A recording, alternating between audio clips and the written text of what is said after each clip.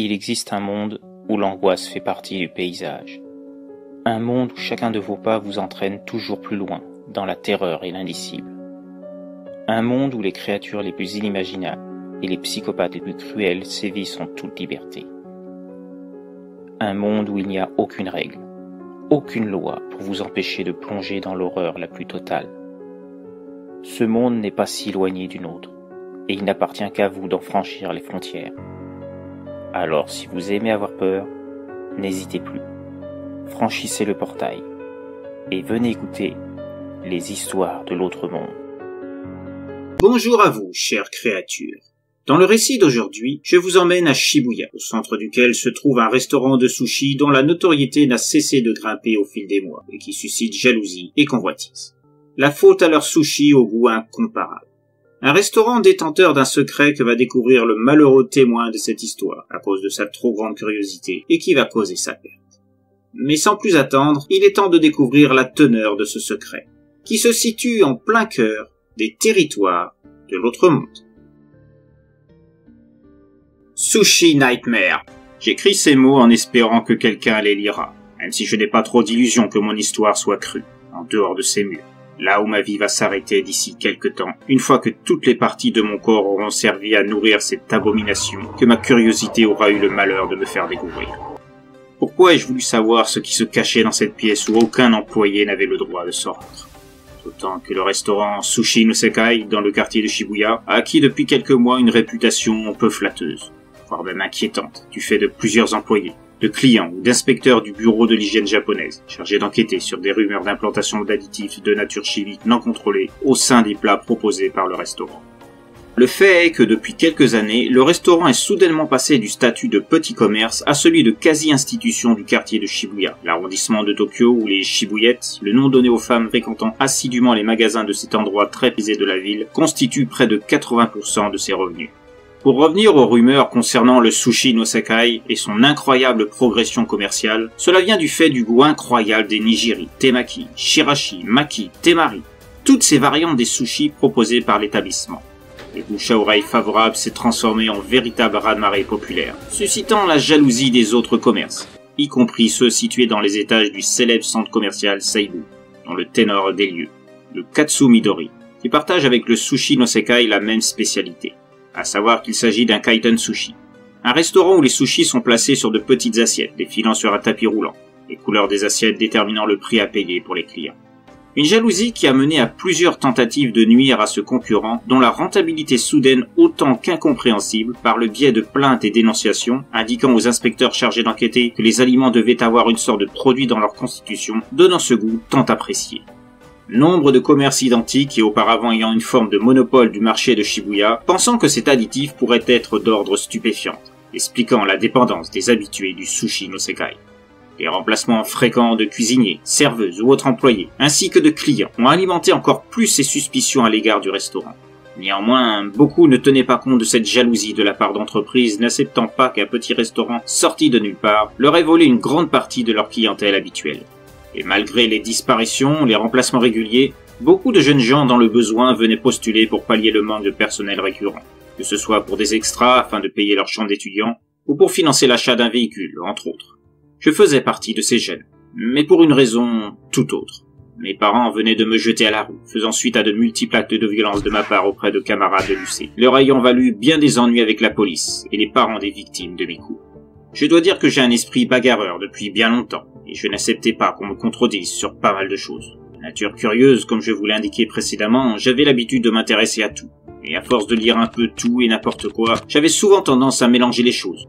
Quand j'exposais mes erreurs et que j'en parlais à mes camarades de classe afin d'obtenir une notoriété qui me faisait défaut, je devais faire face à des moqueries sur ma naïveté, voire ma stupidité, telle qu'elle me l'était indiquée. N'acceptant pas ces insultes, mes poings réagissaient régulièrement, avant même que mon cerveau réfléchisse à mes actes. C'est ainsi que je suis devenu un paria pour beaucoup. J'ai fini par être renvoyé de mon lycée, et ce fut la goutte d'eau de trop pour mes parents. Surtout mon père, qui n'acceptait pas un tel comportement de ma part, après tous les sacrifices qu'il avait faits, financièrement parlant. Que je puisse suivre une éducation à son image, voulant que je suive la voie qu'il avait choisie pour moi, à savoir une carrière de médecin, comme lui, ce qui ne m'intéressait pas vraiment, et a souvent été l'objet de disputes entre lui et moi. Cette plainte de plus à mon encontre après une nouvelle rixe au lycée, avec pour conséquence mon renvoi définitif, l'a fait exploser. Et malgré les suppliques de ma mère, il m'a mis dehors, le jour même. Depuis, il me fallait trouver un travail si je voulais avoir les ressources nécessaires pour payer le loyer d'un appartement, ou une chambre d'hôte, dans le pire des cas. En entendant parler d'un recrutement au sein de Sushi no Sekai, j'y ai vu l'opportunité de parvenir à mon objectif. Bien que n'ayant aucune expérience dans le domaine culinaire, étonnamment, le patron du restaurant accepta tout de suite ma demande d'embauche. Il avait besoin de quelqu'un pour nettoyer les lieux entre chaque service. Et mon inexpérience dans le domaine du culinaire, dans ce cas précis, ne posait pas de problème, vu que je n'aurais pas à être en cuisine. Ainsi, je commençais mon travail dans l'établissement controversé, et très vite je me familiarisais avec le personnel. Côté travailleur, plus très vite au patron et son épouse. Sachant que j'avais besoin de ressources importantes pour payer le loyer de l'appartement que j'avais pu dégoter dans le même temps, il m'offrait souvent des petites tâches supplémentaires, pour gonfler un peu ma paye. Ce que, bien évidemment, j'acceptais sans broncher. Trop heureux d'avoir plus de yens à rajouter sur mon compte en banque, Pierre Florissa, n'étant plus alimenté par mes parents suite aux événements que je vous ai décrits. C'est à partir de là que ma foutue curiosité allait finir par causer ma perte, dans tous les sens du terme. Et j'étais loin d'imaginer que les rumeurs concernant l'ingrédient secret de la cuisine du restaurant me feraient plonger dans l'horreur la plus totale. Un secret qui allait me montrer que les pires monstruosités ne sont pas dans les films de la Toho ou dans les catégories 3, mais dans une réalité allant au-delà de tout ce qui pourrait être concevable. Comme je vous l'ai dit plus tôt, grâce à la générosité et la compréhension du patron du restaurant et son épouse, je faisais souvent des heures supplémentaires, parfois même après la fermeture de l'établissement. Le patron me faisant suffisamment confiance pour me confier la clé du restaurant pour fermer après mon départ, avec promesse d'être présent le lendemain à l'aube pour ouvrir, et commencer mes tâches avant l'arrivée du personnel. Et surtout une consigne qui, à ses yeux, était le plus important. Ne pas tenter de savoir ce qu'il y avait dans la pièce tout au fond du couloir, derrière la cuisine. C'était très important. Le patron me faisait à chaque fois cette recommandation quand il me laissait, seul, tard le soir dans le restaurant, sans surveillance. En présence du personnel, la porte de la pièce était même parfois agrémentée d'un panneau dissuasif pour les contrevenants trop curieux, indiquant que ceux tentant d'y pénétrer, malgré le cadenas ornant la porte, s'exposaient à un renvoi immédiat. Et les conséquences pour cet acte se verraient même sanctionnées d'une punition très lourde, en plus du renvoi. De ce fait, personne ne s'approchait de cette porte, à juste titre. La paye était plus que conséquente, et aucun employé n'aurait eu la stupidité de risquer de perdre un emploi aussi rémunérateur.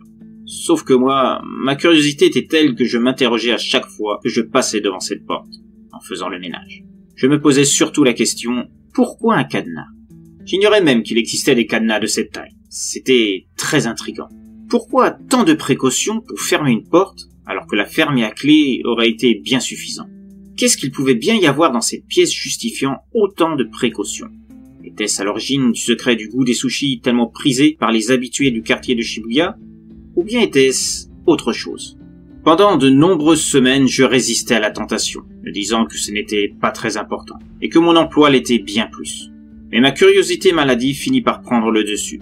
Et une nuit, muni d'un nécessaire pour crocheter la serrure du cadenas, commandé sur un site internet, je m'affairais ouvrir la fameuse porte, protégeant ce secret que personne ne devait connaître. Une fois à l'intérieur, je fus tout de suite saisi par l'odeur.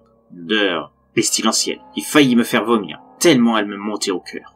Une odeur de pourriture, comme si un cadavre en décomposition se trouvait dans la pièce. Je fermai la porte derrière moi, et cherchai l'interrupteur sur le mur afin d'éclairer les lieux. Je finis par le trouver. Et la pénombre fit place à une clarté aveuglante, venant d'un néon au plafond, dont la luminosité très forte me faisait mal aux yeux, et m'empêchait de voir tout ce qui se passait en haut. Après quelques pas, j'entendis comme des marmonnements, venant d'une autre pièce, adjacente à celle où je me trouvais. De plus en plus intrigué, je me rendais donc vers celle-ci, et allumai la lumière également. Et là, je crus défaillir, tellement le spectacle qui se trouvait devant moi était monstrueux. 2 jeunes hommes étaient attachés, la bouche fermée par un scotch tel qu'on en utilise pour des travaux d'étanchéité des toits.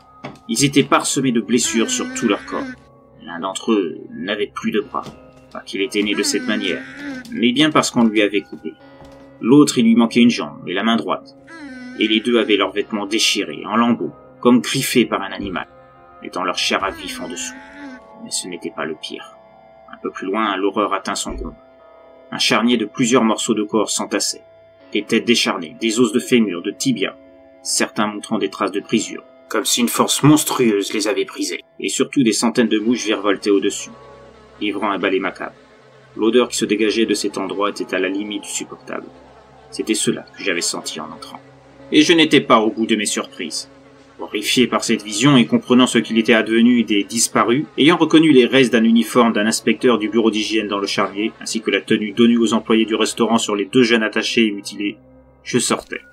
Revenu dans l'autre pièce, je ne pouvais plus me retenir, et vomissais sur le sol.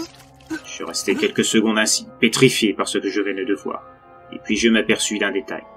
Une table figurait contre un mur de la pièce. Une table comportant tout un nécessaire de découpage tel que les cuisiniers utilisaient, avec un petit frigo à côté. La décence, surtout au vu de ce que j'avais vu de l'autre côté, aurait dû me dire de fuir l'endroit au plus vite, et de ne pas m'occuper du reste. Mais c'était plus fort que moi, et je m'approchai de la table, reconnaissant les petites boîtes hermétiques alimentaires qui servaient de base pour les variétés de sushis en cuisine, telles que je l'avais vu lors de l'une de mes pauses, invité à voir les lieux par l'un des employés.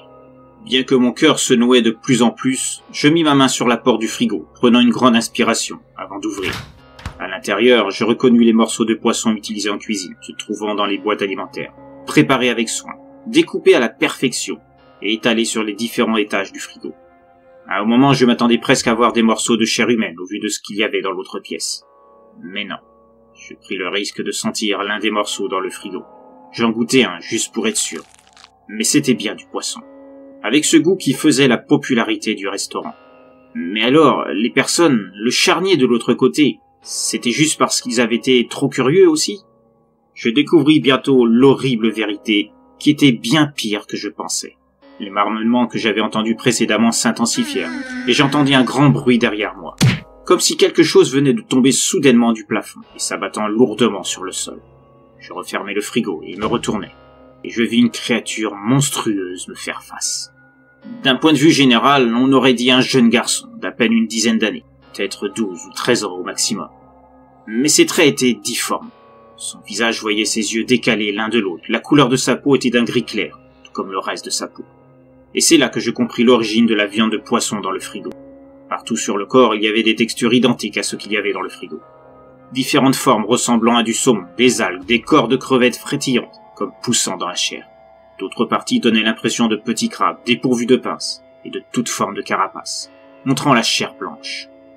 Il y avait aussi ce qui ressemblait à des œufs de poisson, et d'autres étant des copies miniatures de morue, de thon, et d'autres variétés. Cet être, cette chose, était un amalgame de produits de la mer à elle toute seule, constituant cet ingrédient spécial qui intriguait tant les restaurants concurrents. Je n'eus pas le loisir d'en voir plus. La créature m'assomma d'un simple coup de poing, et je me retrouvai au sol. Quand je me réveillai, j'étais attaché dans l'autre pièce, un morceau de scotch sur la bouche, auprès des 2 autres jeunes. Le patron et son épouse étaient devant moi, l'air à la fois mécontent et désolé. Ils m'expliquèrent que cette créature que j'avais vue était leur fils. Sa femme avait été irradiée lors de l'incident de la centrale nucléaire de Fukushima, alors qu'elle était enceinte. Elle parvint à survivre, mais à la naissance, ils eurent la surprise de découvrir la nature de leur fils. En grandissant, ils s'aperçurent également de ce qui composait son corps, tel que je l'avais vu, et aussi de son mode alimentaire, à savoir de la chair humaine. Pour éviter qu'il ne sorte et chasse plus qu'il ne le devait, ayant tendance à manger toujours plus, ils ont dû l'enfermer dans cette pièce, utilisant le corps des trop curieux tels que moi, comme base alimentaire pour le nourrir.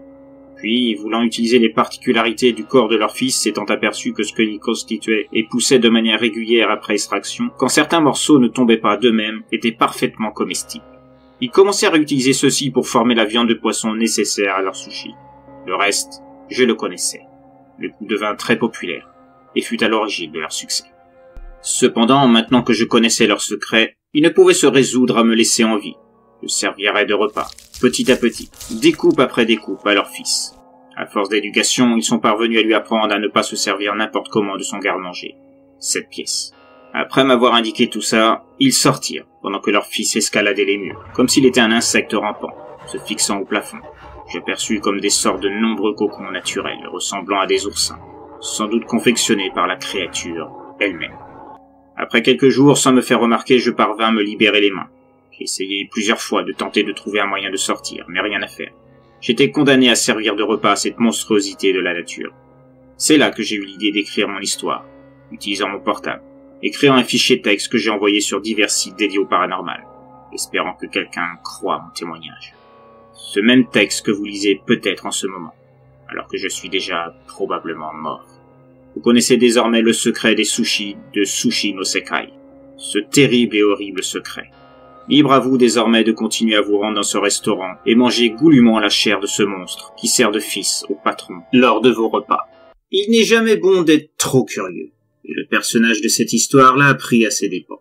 Le quartier de Shibuya où j'ai placé ce récit est le lieu le plus populaire de la ville de Tokyo et où on peut trouver des dizaines d'établissements aussi variés que restaurants, mode, informatique, tatoueurs et autres, attirant plusieurs dizaines de milliers de tranches d'âge et générant chaque jour des millions de yens aux différents commerçants ayant la chance d'y avoir une échoppe. Étudiants, ménagères au foyer et chefs d'entreprise se côtoient dans une véritable marée humaine et il est bien difficile de s'y retrouver pour les nouveaux venus. Il existe cependant des sites web permettant de suivre un trajet type, suivant la catégorie que l'on recherche. Alimentation, vêtements, jeux, téléphonie. Ceci afin de faciliter l'accès aux touristes, mais aussi à ceux recherchant un emploi dans ce quartier où les rémunérations attirent nombre de jeunes étudiants en quête de quoi payer leur chambre. Mais il est temps de vous laisser, et de vous dire à très bientôt pour une nouvelle histoire de l'autre monde.